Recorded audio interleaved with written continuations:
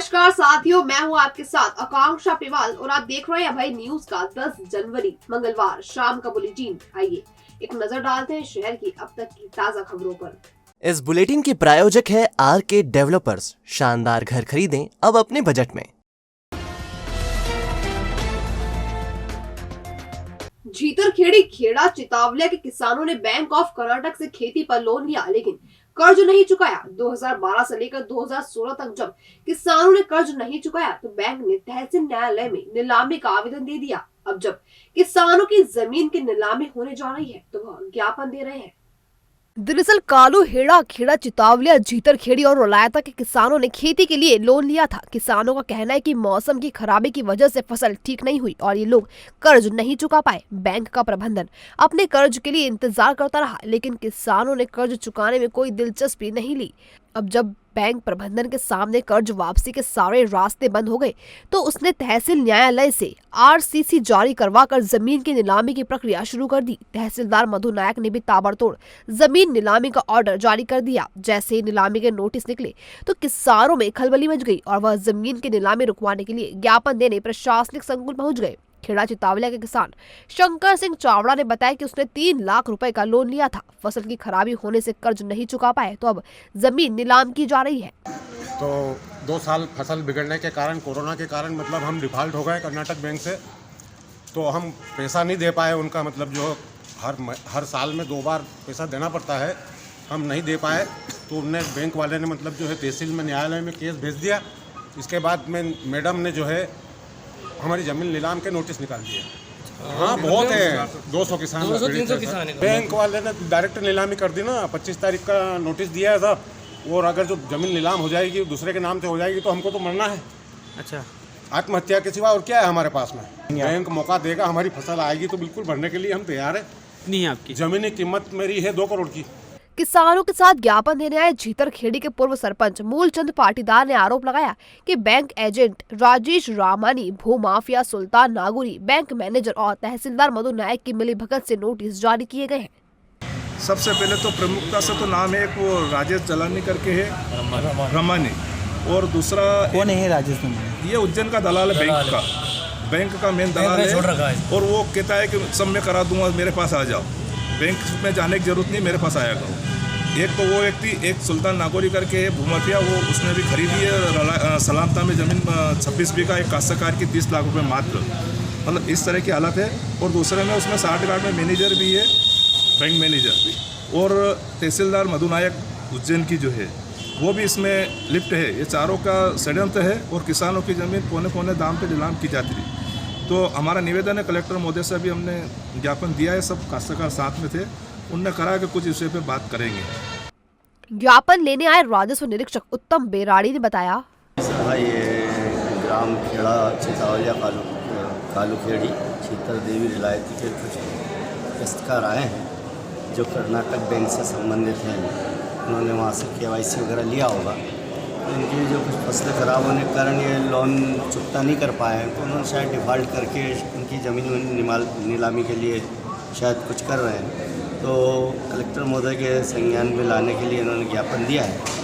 Collector महोदय की ओर से ये ज्ञापन मैं उनको सौंप दूँगा। जैसा भी कार्रवाई होगी निश्चित तौर पे कलेक्टर साहब निश्चित इनके पक्ष में कोई कार्रवाई करेंगे। खैर, किसानों का यह मामला उतना भी सपाट नहीं है। बैंक ने 2012 से 2016 के बीच कर्ज दिया था। अगर किसानों की रुचि कर्ज चुकाने में होती तो 6 साल में वह आराम से कर्ज चुका देते, लेकिन संभवतः उनकी नीयत कर्ज चुकाने की नहीं थी और इसके चलते ही उन्होंने 1 भी रुपया बतौर कर्ज नहीं चुकाया। अब जमीन की नीलामी की तारीख सामने आ गई तो वह ज्ञापन देकर पीड़ित बनने की कोशिश कर रहे हैं।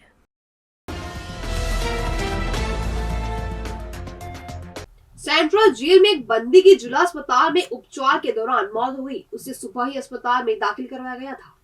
धार के पीथमपुर के सुलावड़ का रहने वाला जसवंत सिंह पिता शिव सिंह उज्जैन जेल में आजीवन कारावास की सजा काट रहा था। मंगलवार की सुबह अचानक उसकी तबीयत बिगड़ी तो जेल गार्ड उसे जिला चिकित्सालय लेकर आए। यहाँ चिकित्सकों ने उसे मृत घोषित कर दिया। कैदी की मौत की सूचना ADM, SP, CJM, जेल मुख्यालय, मानवाधिकार आयोग और मृतक के परिजनों को दी गई। फिलहाल भैरवगढ़ पुलिस ने मर्ग कायम किया है। महाकाल लोक में मुंबई की एक एमबीए की छात्रा सोमवार को बेसुध हालत में मिली। पुलिस ने उसे थाने लाकर पूछताछ की और परिजनों को सूचना दी। अलका दुबे पिता महेंद्र प्रताप दुबे 21 वर्ष निवासी स्वास्तिक बाग वेस्ट मुंबई एमबीए के छात्रा है। सुबह महाकाल लोक में ड्यूटी कर रहे खाराकुआ थाना प्रभारी को अलका बेसुध हालत में मिली। वह काफी घबराई हुई थी और कुछ भी बताने की स्थिति में नहीं थी। इस पर अलका को थाना प्रभारी महाकाल थाने लेकर आए। यहाँ महिला पुलिस कर्मियों ने अलका को समझाकर बातचीत शुरू की तो उसने अपना नाम, पता और पिता का मोबाइल नंबर बताया। हालांकि वह उज्जैन कैसे पहुंची इसके बारे में नहीं बता पाई। पुलिस ने उसके परिजनों को फोन पर सूचना दी है। प्रशासनिक भवन के सभा कक्ष में सीईओ जिला पंचायत सुश्री अंकिता धाकरे ने मंगलवार को जन सुनवाई करते हुए प्रकरणों को निराकरण करने का आदेश दिया है। निजातपुरा निवासी प्रकाश पिता गणपत ने गरीबी रेखा के नीचे जीवन यापन करने के कारण सरकारी योजनाओं का लाभ मांगा। दमदमा निवासी अनुराग गोमे ने कार्तिक मेला मंच पर दी गई भजनों की प्रस्तुति का मानदेय नहीं मिलने की शिकायत की। ग्राम गुनई खालसा निवासी अम्मा राम ने अपने पड़ोसी पर प्लॉट पर कब्जा करने का आरोप लगाया। किशनपुरा के रोशन तिलकर ने अपने पान की गुमटी उठा ले जाने की शिकायत की। ग्राम तारोड तहसील झाररा के गोवर्धन दास ने 150 साल पुराने श्री राम मंदिर को रिनोवेट करने की मांग की। कंजड़ के रहने वाले गणपत सिंह ने कंथार खेड़ी से कार्तिक मेला ग्राउंड तक की 14 किलोमीटर लंबी सड़क को ठीक करने की मांग की है। श्री विनायक फाइनेंस सर्विस, आपका विश्वास ही हमारा वादा। हमारे साथ आप बड़ी ही आसानी से पाएंगे गवर्नमेंट बैंक या प्राइवेट बैंक से सभी प्रकार के लोन। तो अब कम से कम ब्याज दर पर पाएं home loan, mortgage loan, business loan, personal loan, ग्रामीण क्षेत्र में ग्राम पंचायत के पट्टे पर loan, gold loan, income tax return, दुकान का गुमास्ता, फूड लाइसेंस और सभी प्रकार के इंश्योरेंस के लिए भी विजिट कर सकते हैं। Shri Vinayak finance service B 112 Mahakaleshwar Namkeen के ऊपर, इंदौर रोड, उज्जैन। या आज ही कॉल करें 9907432200 या फिर 9111068965। केंद्रीय मानव संसाधन मंत्री धर्मेंद्र प्रधान ने मंगलवार को श्री महाकालेश्वर मंदिर के दर्शन किए। वह इंदौर में प्रवासी भारतीय सम्मेलन में शामिल होने आए थे। शाम करीब 5 बजे प्रधान इंदौर से उज्जैन पहुंचे और महाकाल लोक के रास्ते वह श्री महाकालेश्वर मंदिर गए। मंदिर के गर्भगृह में उन्होंने 16 पहनकर पूजन किया। मंदिर से पूजन के उपरांत वह श्री महाकाल लोक भी गए और ई कार्ड की सवारी भी की। प्रवासी भारतीय सम्मेलन पिछले उसका 17वां एडिशन इस बार प्रधानमंत्री जी ने निर्णय किया इंदौर में होगा। इस बीच में उज्जैन में महाकाल लोक का भी पहला फेज की लोकार्पण हो गया है। बहुत ही सुंदर बना है। भारत की सांस्कृतिक धरोहर जो सदियों से इस भूमि से जुड़ा हुआ है, जिसके लिए इसका नाम महाकाल है, काल गणना का आद्य केंद्र। अखिल भारतीय हिंदू महासभा के संत महासभा की शहर इकाई ने दर्शन रसीदों से मंदिरों के चित्र हटाने की मांग की है। इसका ज्ञापन संभागायुक्त संदीप यादव को सौंपा गया है।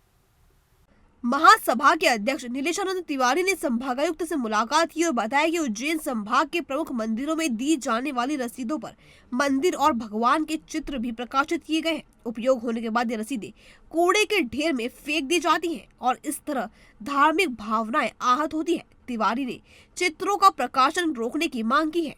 संभागायुक्त ने मांग करने आए नीलेशानंद से कहा कि देवता तो प्राण प्रतिष्ठा के बाद आते हैं और इस तरह उन्होंने ज्ञापन लेकर महासभा के पदाधिकारियों को विदा कर दिया। ज्ञापन देने के बाद नीलेशानंद तिवारी ने बताया कि उज्जैन संभाग के अंदर जितनी भी रसीदें कट रही है उन पर हमारा देवी देवताओं के चित्र लगा हुआ है, छवि लगी हुई है।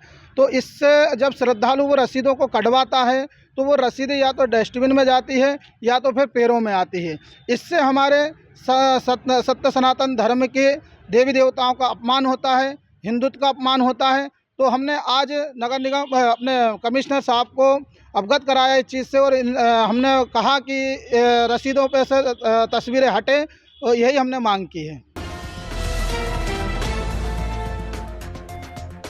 सुदामा नगर के नमन बाल उद्यान में भवन निर्माण सामग्री रखने पर एक रहवासी पर निगम अफसरों ने जुर्माना लगा दिया। वार्ड क्रमांक 18 के सुदामा नगर स्थित नगर निगम के नमन बाल उद्यान में भवन स्वामी सत्यनारायण सिंह गौतम ने निर्माण सामग्री जैसे बालू, रेत आदि का मटेरियल डाल रखा था। इससे उद्यान में गंदगी हो रही थी। उद्यान विभाग के पर्यवेक्षक मनीष पांडे, दरोगा विजय सिंह परिहार, उमेश सांखला ने चालानी कार्रवाई करते हुए गौतम पर 1000 रुपए का जुर्माना लगाया है। और अब खबरें दे दनादन। नए साल में पहाड़ों पर बर्फबारी के चलते कपकपाने वाली ठंड से पिछले 2 दिनों से मामूली राहत है, जिसके चलते दिन और रात के तापमान में बढ़ोतरी दर्ज की गई है। मंगलवार को अधिकतम तापमान 28 डिग्री और न्यूनतम तापमान 60 डिग्री सेल्सियस दर्ज किया गया।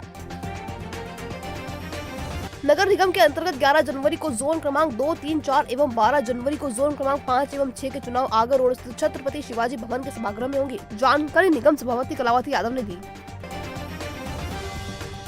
संभागायुक्त संदीप यादव की अध्यक्षता में बुधवार दोपहर 12:30 बजे कार्योत्तर स्वीकृति की बैठक संभागायुक्त कक्ष में होगी। इसमें राज्य शासन के कर्मचारियों एवं उनके आश्रितों को मान्यता प्राप्त निजी अस्पताल में कराए इलाज की कार्योत्तर स्वीकृति के प्राप्त प्रकरणों का निराकरण किया जाएगा।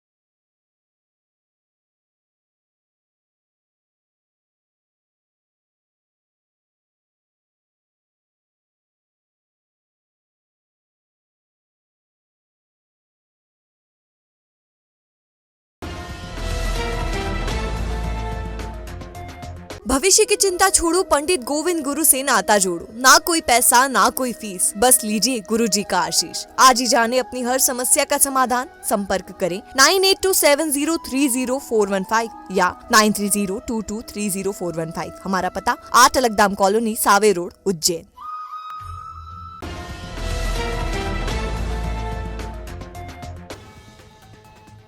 तो ये था अभय न्यूज का आज का बुलेटिन। अगर खबरों को लेकर आपके पास कोई फीडबैक हो तो हम तक जरूर पहुंचाएं।